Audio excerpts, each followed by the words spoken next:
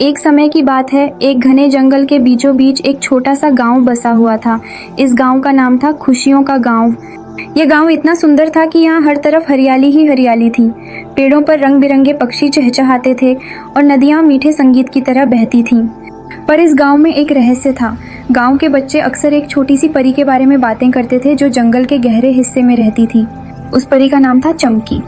चमकी एक बहुत ही खास परी थी। उसके पंख चांदी की तरह चमकते थे और उसकी आंखों में सितारों जैसी रोशनी थी। वह जंगल के जानवरों और पेड़ पौधों की दोस्त थी। चमकी की एक खासियत यह थी कि वह बच्चों के सपनों को सच कर सकती थी, लेकिन वह केवल उन्हीं बच्चों की मदद करती थी जो दिल से अच्छे और मेहनती होते थे। एक दिन गांव के एक छोटे से लड़के ने, जिसका नाम राहुल था, चमकी के बारे में सुना। राहुल बहुत जिज्ञासु था। उसने सोचा, क्यों ना मैं चमकी से मिलूं और उसे अपनी एक इच्छा बताऊं। राहुल की इच्छा थी कि वह एक महान चित्रकार बने। वह चाहता था कि उसकी पेंटिंग्स पूरी दुनिया में मशहूर हों। राहुल ने जंगल की ओर अपनी यात्रा शुरू की। रास्ते में उसे एक बूढ़ा कछुआ मिला। कछुआ बोला, बेटा, जंगल के अंदर जाने से पहले तुम्हें 3 पहेलियां सुलझानी होंगी। अगर तुम सही जवाब दोगे तो तुम चमकी तक पहुंच सकोगे। राहुल ने हिम्मत नहीं हारी।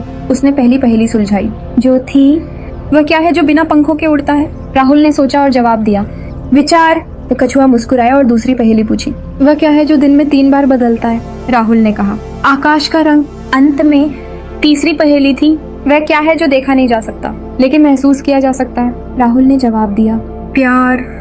कछुआ खुश हो गया और राहुल को चमकी के पास जाने का रास्ता दिखाया। जब राहुल चमकी से मिला तो उसने अपनी इच्छा बताई। चमकी ने मुस्कुराते हुए कहा, तुमने मेहनत और बुद्धिमानी से पहेलियां सुलझाई है, इसलिए मैं तुम्हारी इच्छा पूरी करूंगी। लेकिन याद रखो, असली कला दिल से आती है।